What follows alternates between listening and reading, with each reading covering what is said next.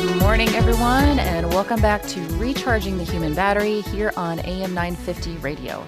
Dr. Cinecropy is out today, so you again get me, Mandi Dickey, as your single host today. And I'm not going to bring back the TBI topics yet today because we just did one of those recently. But we have covered so many different topics on this show, and I had to take a look back.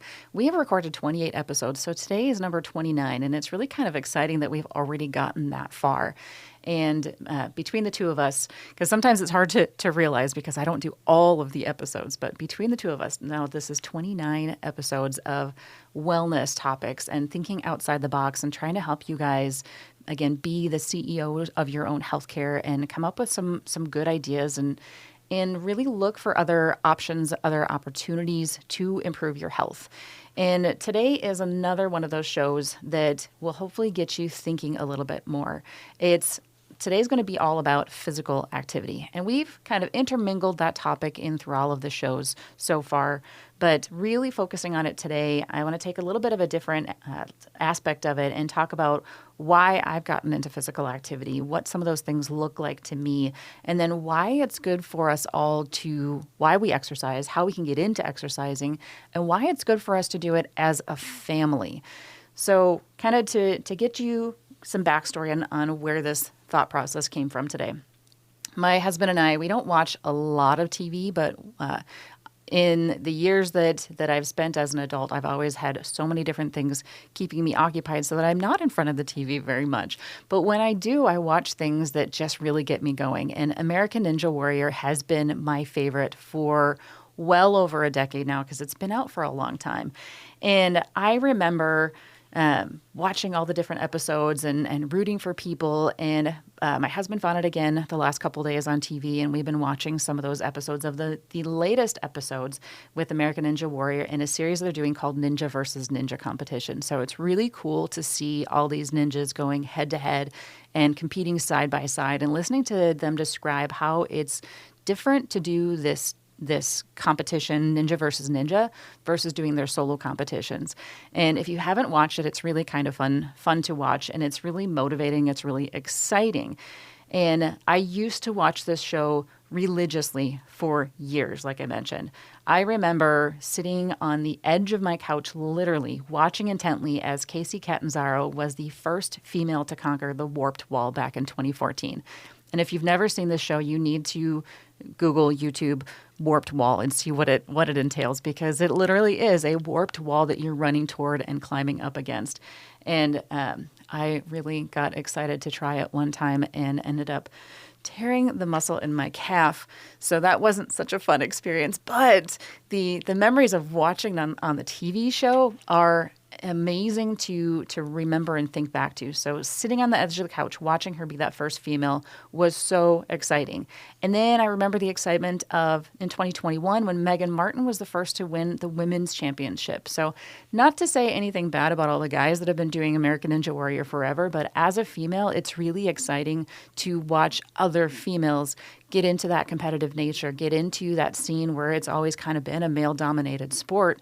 And now we've got males and females both coming out as champions and competing against each other and really having fun and showing what it can be. It's fun to watch some of them now that have been training with each other forever, and now they are couples or they're married couples. And it was really cute to see some of that as we were watching the show these last couple of days as well. And it was that show that sparked my own personal interest in doing some sort of obstacle race like that as well years ago. So when we come back on the other side of the break, I actually want to tell you a little bit more about some of those races that I did and why I did them, what the fun was, and getting my family involved in those kind of things. So lots more to come today, and I'm really, really excited for this show. So stay tuned for the other side of the break here on AM 950 Radio.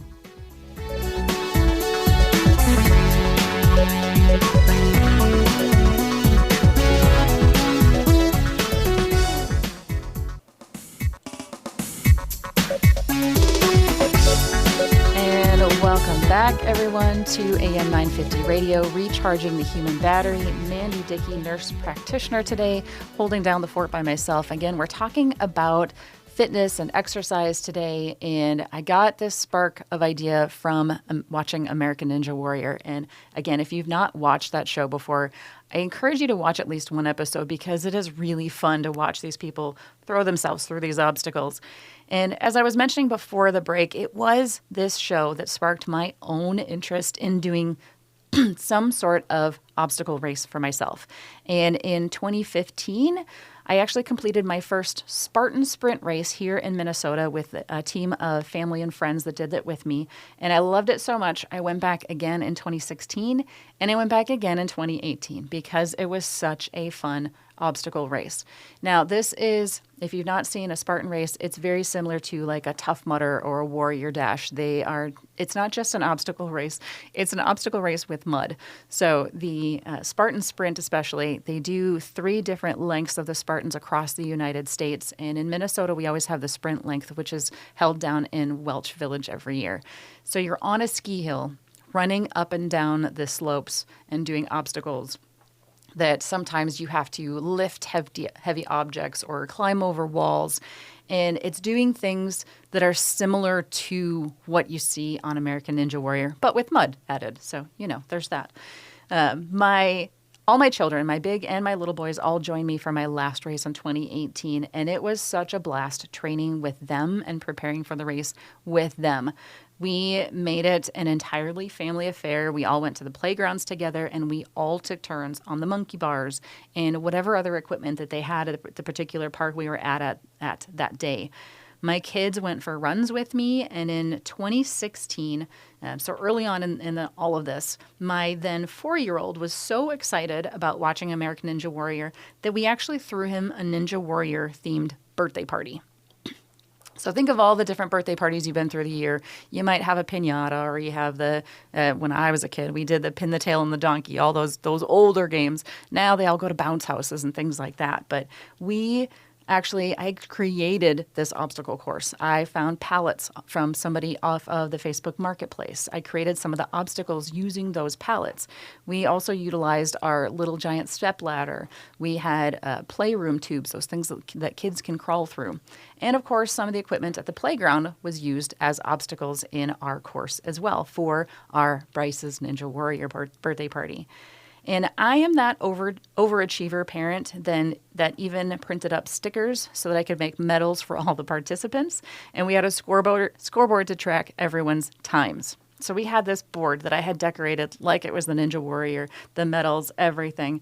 I have never seen kids and parents that excited for a birthday party. Everybody was there cheering. Literally all of the parents stayed and watched because it was so much fun. So we did all of those things, and I'm going to come back and kind of bring those themes back in as I talk about this show. But I did have another really exciting thing happen recently. On my podcast, Brain Wellness, I recently had my childhood hero come on to join me. And we talked about running and brain health. And his name is Dick Beardsley. Dick Beardsley is one of the most famous American long-distance runners. He won the first London Marathon in 1981, and that was the year before I met him doing my first long-distance race when I was only 3 years old. I ran my first 1-mile race in approximately 20 minutes. So for any of you that say you can't do a mile in 20 minutes, I did with my little teeny 3-year-old legs. So I challenge you to give it a try as well. But back to Dick. So Dick Beardsley won 13 consecutive marathon personal bests and holds the Guinness Book of World Records for doing that activity. He also held the record time for Grandma's Marathon up in Duluth, Minnesota for 33 years until it was broken back in 2014. So this man is well established in the running community. On the podcast, when I asked him how he initially got into running, he wholeheartedly started laughing. And when I then explained that he got into running cross country because he wanted to get a letter to put on his jacket and finally get attention from girls. He wanted a girl to notice him. So that was his purpose for getting into running, because he had seen his friends get letters on their jackets and they got the girls, and he got interested in girls, and that's what he thought he had to do. So while it's a silly and kind of unconventional way to get into running, that trivial start for him set him on a course for an amazing career in running. So I have pictures from that 1983 race where I first met Dick. It was the Plastic 6 race up in Rush City, Minnesota. That's where I grew up. So I have on my little teeny glasses, because I was wearing glasses already at that point, and my socks up to my knees, and in the typical 1980s fashion, and my fluffy curly blonde hair. My older sisters all participated in these races also, and I think I was about 9 years old the last time the Plastic 6 races were held. But those are some of my favorite years ever in running. And while I don't really remember that first race that I did, I remember seeing the photos of me, and I remember my family talking about it. And I remember that picture of me and Dick Beardsley at the finish line when I was getting my award, and that's when I fell in love with running. I have looked up to this man ever since, and I actually haven't seen him another day in my life up to this point. I've seen pictures of him online, and then now I've talked to him on the podcast. But I was incredibly honored when I reached out and invited him to join my podcast and received an enthusiastic yes from him. Running as much as he has in his life has put some stress on his joints, which when you exercise that much and you run many marathons as he did, it's going to put some added stress on your joints. Even though we talk about how exercise can be really good for you, there are some bad side effects, so you do have to be cautious and kind of watch your body. But with all of that, he did have to have a knee replacement. And in this last year, it has been incredibly difficult for him with multiple infections in that knee that ultimately led to the removal and replacement of his artificial knee. So after we did the podcast, his buddy Mike actually reached out to me after our interview and let me know that he has created a GoFundMe page for Dick because of all the medical bills that related to that infected knee. So I'm happy to offer support, but I thought that since I was doing the show today, I would just take a moment to give a shout out and say, if you have ever been inspired by Dick Beardsley like I have been, I invite you also to look into his GoFundMe page and donate even $1 if you can to help support this man that gave so much to the running community and continues to do so. He's a speaker. He does a lot of speeches at the races now, and he helps out with the Beardsley races that are held up in Detroit, Minnesota every year in September. This year is actually the 30th anniversary of those Beardsley races. So he's been giving back to the racing community for so long. So if you have something to write it down with, that GoFundMe page is gofund.me/503C10F5. Just wanted to put that out there real quick. Again, if any of you have been inspired by him like I have been, consider supporting him because this man is just a gem. I absolutely enjoyed my interview with him so much. After my own start into running at such a young age, I went on to be a sprinter in elementary school through high school, bringing my track team many, many wins. I don't believe I ever had any records or held any records for any length of time, but it wasn't for lack of trying because I ran my tail off in those races. When I was in my early 30s, I actually started running 5Ks. At that time, I had to train to complete them because I was not really a long-distance runner. Yeah, I did 1 mile when I was 3, but other than that, like I said, it was sprints, so 200 to 400 meters at most. And once the 5Ks didn't seem like much of a challenge anymore, I moved up to 10Ks. So if we're thinking of miles, 5K is 3.125 miles, a 10K then is 6 miles. And then I moved up to 10-mile races. And once I did that, I was encouraged to continue on to try to do a half marathon because if I could do 10 miles, I should be able to do a half marathon. And at first, it kind of threw me because I'm like, that's a whole nother 5K. That's a whole nother 3 miles. So a half marathon is 13.125 miles for anyone who's counting the point 125 there. 13.125 miles. I did my first half marathon then in 2015. Again, after that whole spark from the American Ninja Warrior thing, I was really excited to do all of these things. So since that time, I've completed 13 half marathons. I used to have a shirt that said I was only half crazy because I only did the half marathons. I finally decided that I wanted to take on a full marathon. I figured if nothing else, it would make my half marathon training so much easier because I would always have gone farther. And I was in the middle of training for that first marathon when I was in the car accident that gave me my traumatic brain injury, and my training came to a dead stop. So traumatic brain injury, TBI recovery, does not lend well for strenuous exercise. As we've talked about with my episodes on the ABCs of concussion, exercise is important, and you do need to advance your activity as tolerated, but when you have a lot of symptoms like balance and headache and dizziness, it makes running really difficult. So recovering from my TBI has been a marathon in itself, a different kind of marathon. And while I wish I could have healed faster, I'm glad that I'm still in the race at this point. I have tried on many occasions since my accident to get back into exercise, and I seem to do okay for a week, maybe two, but then I hit my wall again harder and harder, and I have to trade off between going to work and getting exercise. So that's another topic for TBI recovery and the ABCs, is that activity endurance and the activity intolerance. We talked about that way back in the letter A episode with that. And that activity intolerance is huge because as your brain is trying to heal and you're expending that energy trying to heal your brain, you can't then expend that energy in physical activity at the same rate. So that strenuous activity, whether it's cognitive or physical, is still going to take a lot out of you.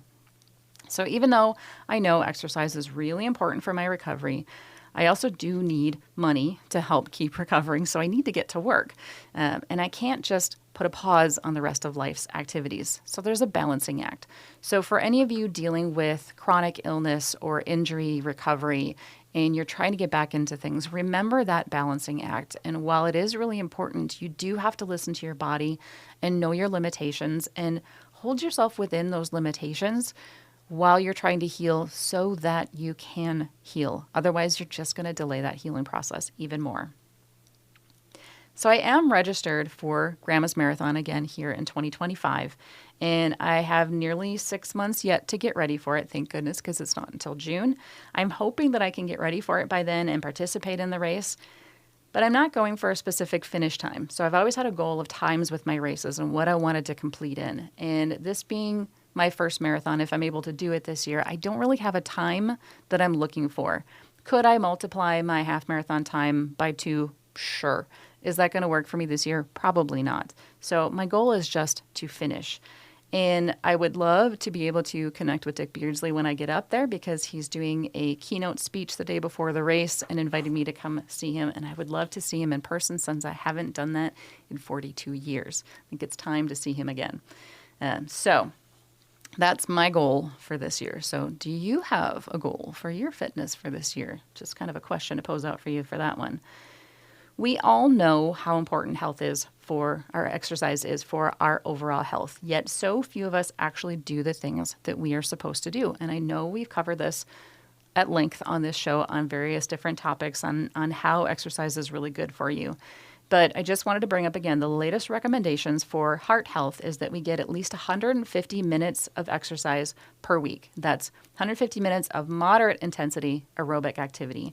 Or you can do a little bit harder work and do 75 minutes of vigorous aerobic activity or some combination of the two. But that's the latest, greatest recommendations for heart health. We call that cardiovascular health. What does that mean?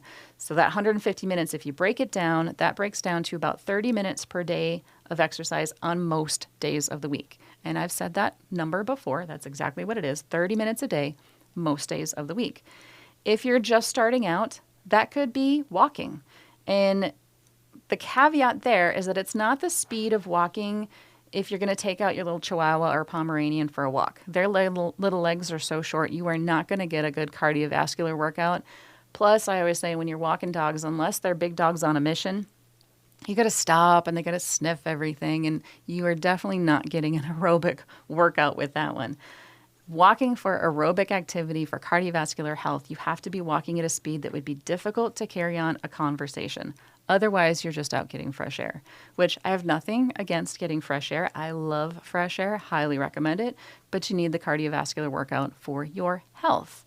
If you can't walk, do some sort of seated exercises. I realize that not everybody can walk. You might have difficulties from an injury or illness that you cannot do those physical activities of walking. Do some seated exercises. There are plenty of those that you can find online at no charge, like pull up YouTube and see if you can find some seated exercise workouts. They're a great place to start also. The key is just to do something. Don't make the excuse that you can't do something. Find something you can do because there's literally something out there that every single person on the planet can do.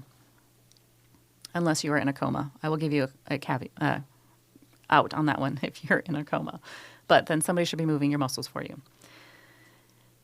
That said, exercise is not just for the sake of our hearts. It's not just for heart health. So although we give all these recommendations and say for your heart health, you need to do this, for cardiovascular health and fitness, you need to do this, whatever, exercise improves the circulation in your entire body, not just your heart. Yes, it strengthens your heart, but then you get that circulation throughout your whole body. All of your organs get oxygen and nutrients they need through improved blood circulation. Your brain needs you to exercise in order to keep your neurons nourished so that you can think and remember and to ward off things like cognitive decline, especially early cognitive decline. We all are bombarded with so much information lately that it's difficult to remember things on a daily basis. But if we exercise our brains and our bodies physically and our brains mentally and do these things to try to keep the blood flow there and keep our brains healthy, we will reap those benefits in leaps and bounds. It's huge what you can do with just a little bit of exercise. Exercise is also the most underutilized antidepressant. It has been proven in multiple studies now that exercise is as effective as antidepressant medications to treat mild to moderate depression, and it aids in the function of antidepressants for severe depression. So definitely the most underutilized antidepressant. It's really hard to have a good workout and still be upset with yourself because you feel good after a workout. And so many times I've posted this and I've seen it that, man, I really regret that workout. Said no one ever, because once you've done a good workout, it feels good to have it done. And even if you didn't want to do it when you started, somewhere in the process of doing that workout, you felt a little bit better. And you can rarely say that you don't feel better at the end of that. So while some people can motivate themselves to work out, it truly can be more helpful to work out with other people. I was a Beachbody coach for several years, and I worked out in my own home since 2009 when I had little children and no time to get to the gym. At that time, I did not miss having to go to the gym, find a place to park, find a locker, get changed, run to the class that I wanted to join. Hopefully I wasn't late from getting out of work late, get cleaned up after the class, and somehow find time to take care of my dogs in between work and going to the gym, and then making dinner after the gym for my evening activities before I went to bed. It was always such a hassle to get all of those things done. And then when we had the little kids, it just didn't make sense to do that anymore. So then I started working out in my basement in my own home in 2009, and I absolutely loved it. I've always been a self-motivator. I could get myself into a routine of working out. When my kids got older and could join me for the workouts, that became a different workout altogether. It was so much fun teaching my kids how to do some of the moves to help them with their form so that they didn't get hurt, and to see them enjoy taking a sweaty selfie with me after the workout, because I've led a lot of workout groups and we always posted our sweaty selfies to motivate each other, and my kids loved being a part of that with me. Last summer, during one of the times that I was trying to get back into workout routine after my accident, I started going to a gym again, and I forgot how much I enjoyed working out with other adults.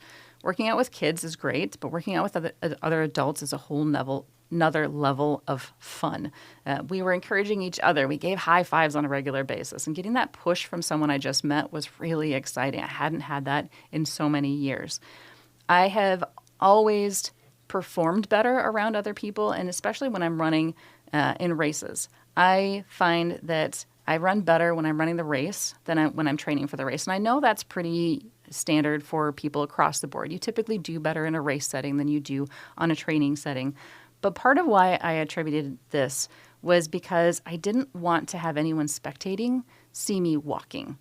When I came up to areas where there were spectators along the road and they were cheering and everyone was there, I picked up the pace and I pushed myself harder. That pushed me to almost reach a PR again at my last half marathon up in Duluth at Grandma's Marathon race in 2022. That's not to say that you should push yourself for someone else. I wasn't pushing myself for those spectators. I was doing it for me because I wanted to feel successful as I went by them. So you should never do exercise or whatever kind of physical activity to please somebody else. It should be for you, because that exercise is for your health. Yes, as we talked about several episodes ago, we talked about how if you keep yourself in good health, that's good for the society because you are a better person in your community, you're a better person in your family, but you're doing it for yourself to begin with. So you have to have that motivation to do things for yourself and not for others. Yes, I wanted to run in front of the spectators and not walk, but that was on me. That was not trying to please them. The spectators are there to cheer for you regardless of what pace you're going. And that's what I love about that Grandma's Marathon attitude up there, the whole atmosphere. That's why I decided that was the first marathon I wanted to do, was because of the atmosphere up in Duluth on Grandma's Marathon weekend. It's just, again, if you've never been there, might be worth taking a trip. Plus, it's beautiful. It's a great place to go visit. But being up there on that race weekend, it's like nothing else. It's the runner's high you get before you even start running, because it's just so exciting being around all those people that are like-minded people. So part of my training plan for my marathon this year requires signing up for a half marathon somewhere in the middle. So I decided I needed to sign up for a half marathon in April, because that's about the time that I would get to that distance. And they do recommend that you have 1 to 2 races in your training so that you can practice running at competition speed. When I mentioned this race to my children, they all decided that they wanted to join me this year. So I have all of my children, biological and non, as well as my oldest son's girlfriend, joining me for this race in April. And I'm so excited to have all of them with me. So that brings me to my next thought. Why is exercising as a family important? When you exercise with your children, you are teaching them healthy habits. It's true that when you plan meals, and it's true when you exercise, there are a lot of health conditions that aren't genetic per se, but we learn habits from our families. So if you are in the habit of eating healthy and exercising regularly, your children are more likely to pick up those habits as well. Exercising as a family can actually strengthen your family bonds because you're creating shared experiences.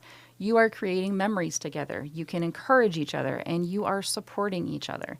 I have been in relationships where the person I was dating did not want to exercise. And even with me being a self-motivator, I still found it harder to stay in my routines during those time frames.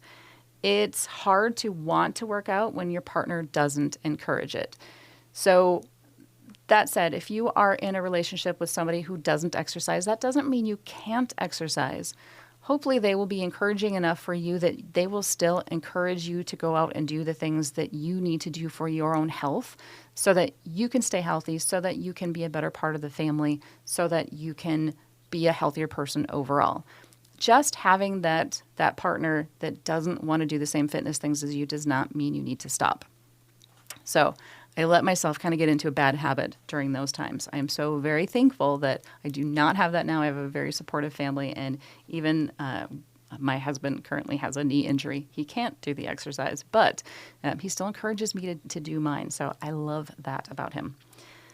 Exercising as a family helps improve communication and teaches teamwork. As I described earlier, when my kids started working out with me, I could help them learn to correct their form and use their bodies appropriately so that they do not get injured. And it's really important that they start off on good techniques.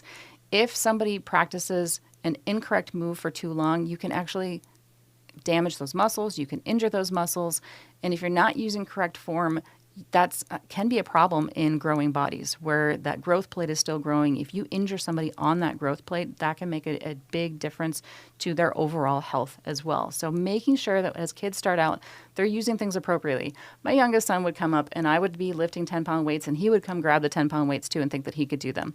I said, buddy, yes, sure, you can pick them up, but that's not good form for you. So I had to help him find the weights that were appropriate for his body size at that time. So in this last year, again, when my kids have been joining me for short runs as we start to train for this race that they are all joining me for, we are always checking in with each other to see how everyone is doing. We check in to see whether someone needs to take a break. Do we need to walk for a little bit? While we're on training runs, it's okay if we stop and walk. We do kind of more of a walk-jog thing anyway, but we take it at the pace so that we can all stay together and we can all check in with each other. And then when we get close to the end of the route, some of the older kids will start to ask if they can push themselves a little bit and try to go harder for that last part of the run and see how fast they can go. They're trying to test themselves and see what they're capable of. And allowing them to do this, to push themselves and see what they are capable of, helps boost their self-esteem. And I think everyone at this point is aware that with our teens especially, there is so much anxiety and depression and comparison going on between themselves and other people. And as we live in this world of social media where everything is immediate gratification, am I getting likes on my posts, whatever, that opportunity for them to boost their self-esteem and feel good about themselves is so important. So allowing them that time when we only have maybe a half mile left to go. They know the route to get back to the house they want to go. Absolutely. Go. I'll meet you when I get there. Tell me about how your training run finished. So giving them that opportunity really lets them grow as an individual and grow in their own health and fitness. When my kids did the Spartan races with me, it was clearly a team effort because literally some of the obstacles in a Spartan race have to be completed as a team. You sometimes have to help each other over the walls and some of the obstacles, and you have to lift things together in order to get things completed. And it forces you to communicate and work together to accomplish a goal. In some of the races, you literally don't get your medal until every member of the team finishes the race in some of those cases. So you do have to finish as a team. You can't leave your team in the dust and then expect to get all the glory at the end because you need your whole team there. So working as a team, communicating with each other, letting each other know what those needs are. We train together, we compete together. And that was such a fun thing about it. And when I told the kids that I would love to do a Spartan again at some point, they all are for it. So they are up for the challenge of trying out another team event as a family. So now that my husband and I are getting back into watching American Ninja Warrior series, even he was getting excited about improving our workout space at home and having us all work out together. So our workout space right now is a very small space in the basement because we've had to do some shifting around in our small house to get our entire family in that house. But he was saying the other night that we should make a space out in the garage, which the garage is really cold. I don't know if any of you work out in your garages, but January, February in Minnesota, working out in the garage is not my ideal space to work out, but we are going to be figuring out something to do for that.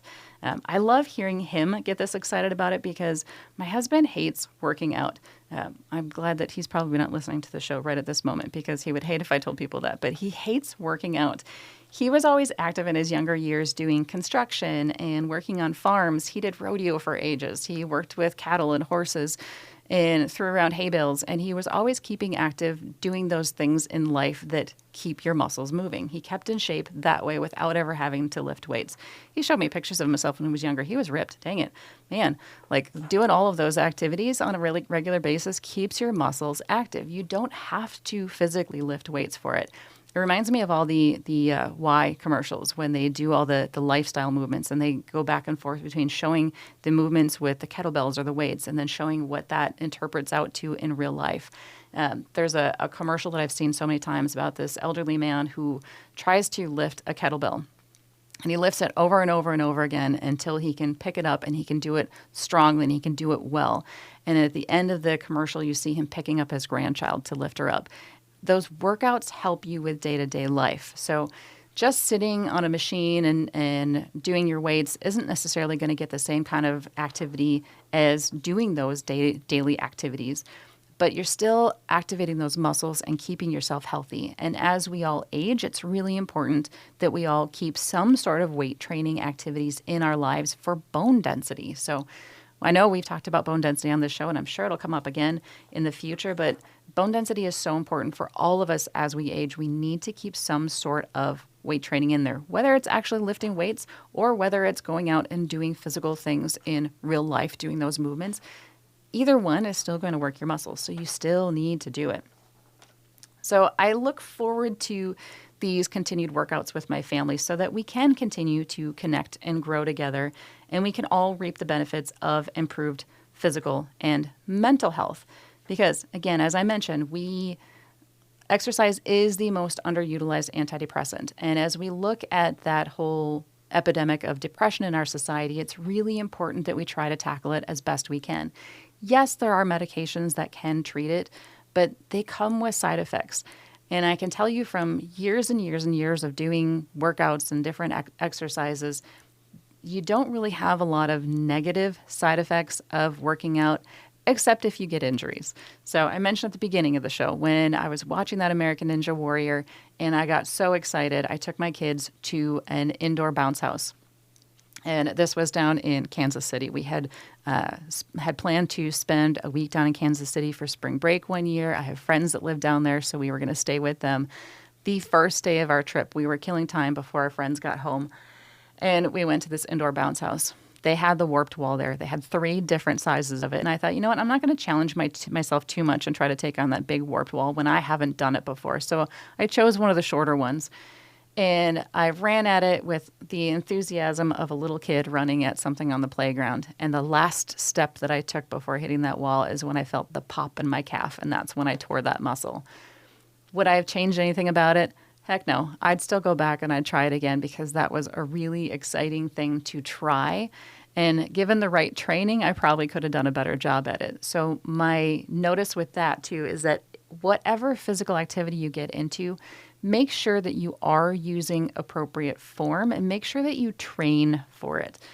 Trying to attempt a warped wall when you've never done it before and you have no idea how to do it is probably not the best idea. If I had been 8, 10 years old like my children were at the time, I probably could have done it without really injuring myself. But in my 30s, as I was at the time, our bodies don't bounce back quite as they do when we are 8 and 10 years old. So using proper form is really important because that will limit some of those side effects, those negative side effects of working out. Otherwise, there are so many positive side effects. You get the boost in your self-esteem. It kicks off some endorphins in your body that makes you happy. It balances out the hormones that run through your brain that allow you to feel depressed so that you don't have those depressed symptoms. It just makes you happier. Like I mentioned earlier, it's really hard to get through a really good workout and not smile afterwards because it just makes you feel good to do something. This week, I have finally kind of turned a corner and I've been able to do some more exercises again. And I am so happy that I can get back into that because it feels so good to self and post them online, not for the likes, but just for the fact that I'm proud of what I did. So you can be extremely proud of the activity when you are doing things regularly as well. We all spend entirely way too much time on our electronic devices these days. And while some of the video games like Wii Fit back in the day, the Wii came out with a lot of physical activity games that you have to get up and move around for. I was really happy when that came about because my children wanted to get some sort of gaming device at home, and I was not going to get something that was going to let them sit on their duffs all day long and play their games. So we got the Wii because they could get up and be active. And watching my children jump around and giggle when they were doing these exercises to try to mimic doing hula hoops or playing tennis or whatever it was in the living room, that was a really good idea. And now we've got the virtual reality games that have forced some people to get up and move around and be more active. On our virtual reality, I literally can work up a sweat doing Beat Saber is my favorite game on there. If you've never seen it, again, think of lightsabers. So Star Wars meets your music. You've got these little boxes coming at you, and you have to slice them in different directions and match up right or left hand that you're doing it. And you can work up a good sweat with those. But aside from those, we spend too much time sitting. So think about how much time you sit at work or at school. So many of us spend 8 hours a day or more sitting at a computer. And then when we get home, or even before we get home, we are stuck in a car on our way to or from school. And depending on how long that ride might be, you've got another hour or two in there. So now we're looking at 10 hours of sitting behind screens. And then we sit on the couch because we're tired. And there's way, way too much sitting, way too many electronic devices. And when I come back on the other side of the break, we're going to talk about that a little bit more and figure out some ways to try to combat that a little bit. And can we even combat that a little bit? So fun conversation today about fitness and exercise here on AM 950 Radio with Recharging the Human Battery. Again, I'm Mandi Dickey. I will see you on the other side of the break.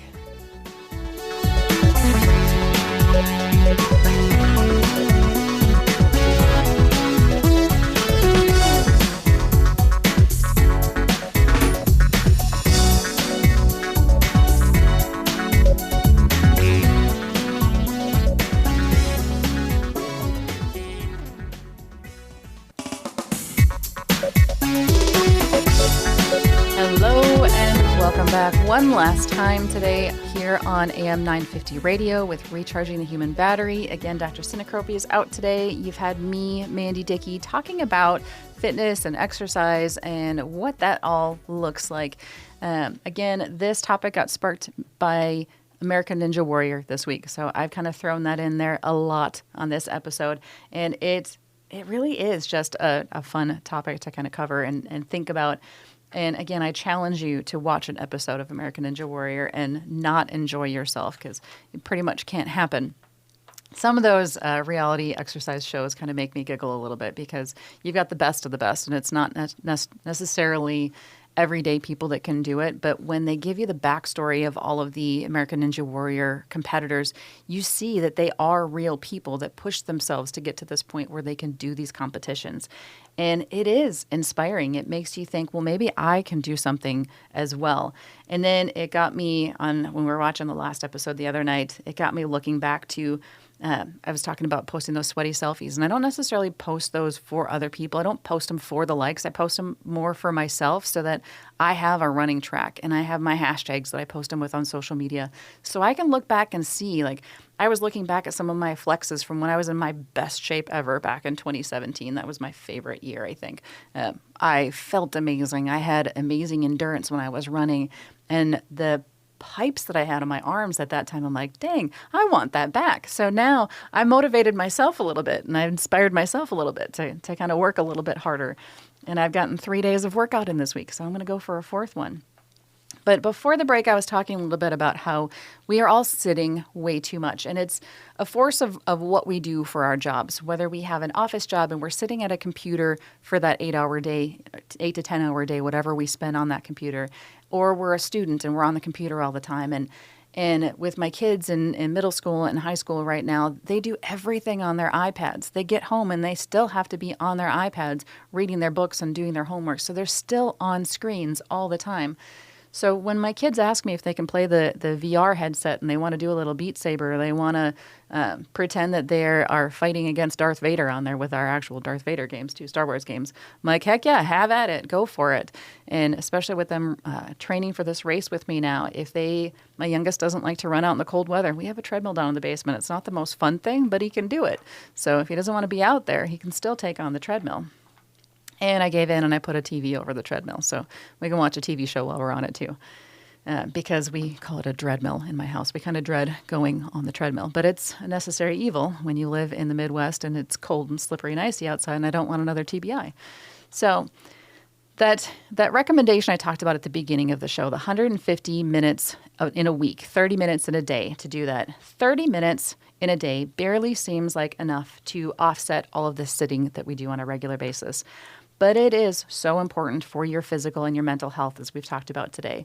So as I've said before, find some sort of physical activity that you enjoy and do that. Whatever it is, you should enjoy something, because if you don't enjoy it, you're not going to continue doing it. I remember when I was in my 20s and I was trying to rebuild my exercise routine after years of going to college and starting to have a family and having children. I literally used a printed calendar on my refrigerator, and I put stickers on it every day when I exercised. I know it seems really kind of silly and childish, but it worked. It was a visual reminder for me that every time I went to the kitchen, every time I looked at that refrigerator, that was that calendar. And if it didn't have a sticker, I had to find at least 15 minutes that I could do something physical to put that sticker on there, because that was the goal that I set for myself. It had to at least be 15 minutes in order to earn a sticker. So now you could probably do something similar on your phone or electronic device, but why would you choose that when you could put something on your fridge? Like, again, we don't want to be on our computers all the time, on our phones all the time, on those screens. So put something visually there so you can see it. With all my exercises that I do as part of my TBI recovery, I literally have things stuck on my fridge at home. I see them and it reminds me to do them. My kids see them, they ask me questions about them. It reminds me to do them. So while I'm not putting stickers on that calendar anymore, it's still that visual reminder of something that I need to do. So set yourself a visual reminder. Find something that you're going to enjoy so that you can stick to it. Set that reminder, give yourself some little motivator, whether it be a sticker, or if you do so many, then you're going to let yourself go buy a new water bottle or something. And when your spouse or kids ask about it, tell them why. Ask them if they want to join you, because you might be surprised by their answer. So thanks, guys. Until next time, we'll see you here on AM 950 Radio with Recharging the Human Battery.